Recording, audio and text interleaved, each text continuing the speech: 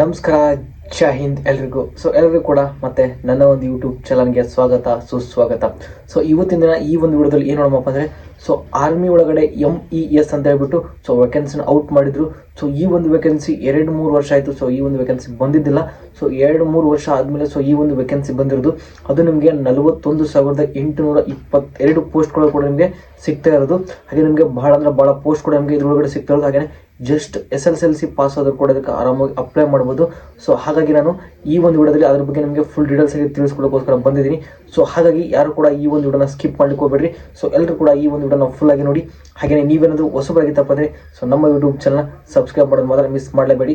ಏನಕ್ಕಪ್ಪ ಅಂದರೆ ಯಾವುದೇ ರೀತಿ ನಿಮಗೆ ಹೊಸ ಜಾಬ್ ನೋಟಿಫಿಕೇಶನ್ ಬಂದ ತಕ್ಷಣ ನಾನು ಈ ಒಂದು ಯೂಟ್ಯೂಬ್ ಚಾನಲ್ ಕೂಡ ನಿಮಗೆ ಅಪ್ಡೇಟ್ನ ಮಾಡ್ತೀನಿ. ಮೊದಲದಾಗಿ ನೋಡೋದೈತಪ್ಪ ಅಂದರೆ ಆರ್ಮಿ MES ರಿಕ್ರೂಟ್ಮೆಂಟ್ ಅಂತೇಳಿ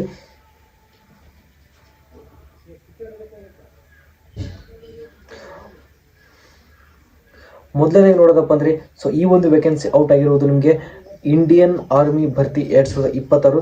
ಇದರ ಒಂದು ಆರ್ಗನೈಸೇಷನ್ ಬಂದ್ಬಿಟ್ಟು ಮಿಲಿಟರಿ ಇಂಜಿನಿಯರಿಂಗ್ ಸರ್ವಿಸಸ್ EMS ಒಳಗಡೆ ಬಂದಿರೋದು.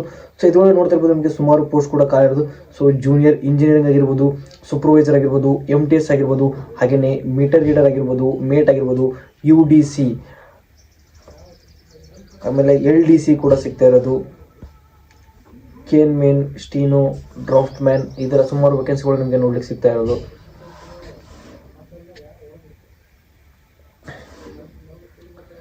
Draft man and other vacancy ಇದ್ರೊಳಗಡೆ ನಿಮಗೆ ಈ ಥರ ನೋಡಲಿಕ್ಕೆ ಸುಮಾರು ವೇಕೆನ್ಸಿ ಸಿಗ್ತಾ ಇರೋದು. ಹಾಗೆ ಇದ್ರೊಳಗಡೆ ನಿಮಗೆ ಟೋಟಲ್ ವೇಕೆನ್ಸಿ ಎಷ್ಟು ಅಂತ ನೋಡೋದಪ್ಪ ಅಂದರೆ 41,822 ನಿಮಗೆ ವೇಕೆನ್ಸಿ ಸಿಗ್ತಾ ಇರೋದು.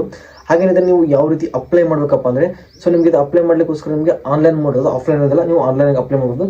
ಆಮೇಲೆ ಆಲ್ ಓವರ್ ಇಂಡಿಯಾ, ನೀವು ಆಲ್ ಓವರ್ ಇಂಡಿಯಾ ಯಾರಿದ್ರು ಕೂಡ ಇದಕ್ಕೆ ನೀವು ಆರಾಮಾಗಿ ಅಪ್ಲೈನ ಮಾಡ್ಬೋದು. ಹಾಗೆಯೇ ಇದಕ್ಕೊಂದು ನಿಮಗೆ ಸ್ಟಾರ್ಟಿಂಗ್ ಸ್ಯಾಲ್ರಿ 20,000 to 50,000 ಅಂತ ಇದೆ. ಬಟ್ ನಿಮಗೆ ಜಾಸ್ತಿನೇ ಇರುತ್ತೆ, 35,000 to 40,000 ನಿಮಗೆ ಸ್ಯಾಲ್ರಿ ಸ್ಟಾರ್ಟಿಂಗ್ ಇರುತ್ತೆ. ಹಾಗೆಯೇ ಇದಕ್ಕೆ ಏಜ್ ಎಷ್ಟಿರಬೇಕು ಈ ಒಂದು ಅಪ್ಲಿಕೇಶನ್ ಅಪ್ಲೈ ಮಾಡೋಕಪ್ಪ ಅಂದರೆ ಮಿನಿಮಮ್ ಏಜ್ ಬಂದು 18 ವರ್ಷದಿಂದ 30 ವರ್ಷದವರೆಗೆ ಯಾರೆಲ್ಲ ಬರ್ತಾರೆ ಅವರೆಲ್ಲ ಈ ಒಂದು ಅಪ್ಲಿಕೇಶನ್ ಈಸಿಯಾಗಿ ಅಪ್ಲೈನ ಮಾಡ್ಬೋದು. ಆಮೇಲೆ ಇದಾದಮೇಲೆ ನಿಮಗೆ ಏಜ್ ರಿಲ್ಯಾಕ್ಸೇಷನ್ ಕೂಡ ಇರುತ್ತೆ ಇದರೊಳಗಡೆ. SC ST ಅವರಿಗೆ 5 ವರ್ಷ, ಅದಾದಮೇಲೆ OBC ಅವರಿಗೆ 3 ವರ್ಷ, ಈ ರೀತಿ ನಿಮಗೆ ಏಜ್ ರಿಲ್ಯಾಕ್ಸೇಷನ್ ಕೂಡ ಇದರೊಳಗಡೆ ಇರುತ್ತೆ. ಆಮೇಲೆ ಅಪ್ಲಿಕೇಶನ್ ಫೀ ಏನಿರುತ್ತಪ್ಪ ಅಂದರೆ ಆಮೇಲೆ ಜನರಲ್ಲು ಮತ್ತು OBC ಅವರಿಗೆ 100 ರೂಪಾಯಿ ಅಪ್ಲಿಕೇಶನ್ ಫೀ ಇರುತ್ತೆ. SC ST ಇವರಿಗೆ ಯಾವುದೇ ರೀತಿ ಅಪ್ಲಿಕೇಶನ್ ಇರೋದಿಲ್ಲ. ಹಾಗೆ ನೀವು ಪೇಮೆಂಟ್ನ ಯಾವ ಮೋಡಲ್ಲೂ ಮಾಡ್ಬೋದು, ಕ್ರೆಡಿಟ್, ಡೆಬಿಟ್ ಅಥವಾ ನೆಟ್ ಬ್ಯಾಂಕಿಂಗು, ಫೋನ್ಪೇ ಇರುತ್ತೆ, ಯಾವುದರಲ್ಲಾದರೂ ನೀವು ಈಸಿಯಾಗಿ ಮಾಡ್ಬೋದು. ಆಮೇಲೆ ಇದರೊಳಗಡೆ ರ್ಯಾಲಿ ಪ್ರೊಸೆಸ್ ಏನಿರುತ್ತಪ್ಪ ಅಂದರೆ ಜಸ್ಟ್ ನಿಮ್ಮನ್ನು ರಿಟರ್ನ್ ಎಕ್ಸಾಮ್ ಮೇಲ್ಗಡೆ ನಿಮ್ಗೆ ಸೆಲೆಕ್ಷನ್ ಮಾಡ್ಕೊತಾರೆ. ಇದಕ್ಕೆ ಯಾವುದೇ ರೀತಿ ಫಿಸಿಕಲ್ ಸ್ಟ್ಯಾಂಡರ್ಡ್ ಇರೋಂಗಿಲ್ಲ.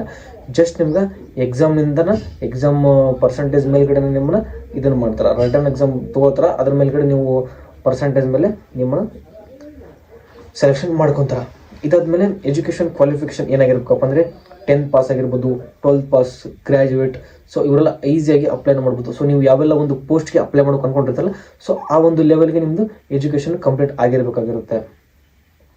ಅದಾದಮೇಲೆ ನಿಮಗೆ ಇದನ್ನು ಅಪ್ಲೈ ಮಾಡೋಕೆ ಮೇನ್ ಇಂಪಾರ್ಟೆಂಟ್ ಡಾಕ್ಯುಮೆಂಟ್ಸ್ ಏನಿರಬೇಕಪ್ಪ ಅಂದರೆ ನಿಮ್ಮ ಫೋಟೋ ಇರಬೇಕು, ಹಾಗೆಯೇ ಸಿಗ್ನೇಚರ್ ಇರಬೇಕು, ಹಾಗೆಯೇ ಆಧಾರ್ ಕಾರ್ಡ್ ಇರಬೇಕು, ಹಾಗೆ ನಿಮ್ಮದು SSLC ಮಾರ್ಕ್ಸ್ ಕಾರ್ಡ್ ಇರಬೇಕು, ಕ್ಯಾಸ್ಟ್ ಸರ್ಟಿಫಿಕೇಟ್ ಇರಬೇಕು. ಇಷ್ಟಿದ್ರೆ ಸಾಕು. ಏಜ್ ಪ್ರೂಫ್ ಅಂದರೆ ಅದೇ ನಿಮ್ಮದು SSLC ಮಾರ್ಕ್ಸ್ ಕಾರ್ಡ್ ಕೊಟ್ಟರೆ ಸಾಕು. ಇಷ್ಟು ಡಾಕ್ಯುಮೆಂಟ್ಸ್ ಇದ್ರೆ ಸಾಕು, ನೀವು ಆರಾಮಾಗಿ ನೀವು ಇದನ್ನು ಅಪ್ಲೈನ ಮಾಡ್ಬೋದು.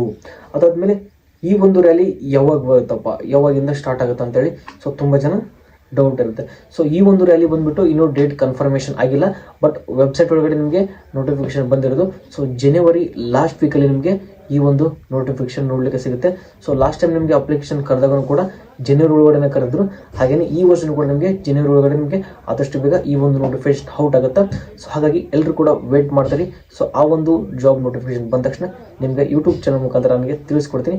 ಹಾಗಾಗಿ ಇವಾಗಲೂ ಕೂಡ ಯಾರಾದರೂ ಸಬ್ಸ್ಕ್ರೈಬ್ ಮಾಡಿಲ್ಲ ಅಂದರೆ ಸಬ್ಸ್ಕ್ರೈಬ್ನ ಮಾಡ್ಕೊಳ್ಳಿ. ಹಾಗೆಯೇ ಈ ಒಂದು ವಿಡಿಯೋ ನಿಮಗೆ ಇನ್ಫಾರ್ಮೇಟಿವ್ ಆಗಿತ್ತಪ್ಪ ಅಂದರೆ ಎಲ್ಲರೂ ಕೂಡ ಈ ಒಂದು ವಿಡಿಯೋನ ತಪ್ಪದೆ ಶೇರ್ ಕೂಡ ಮಾಡಿ.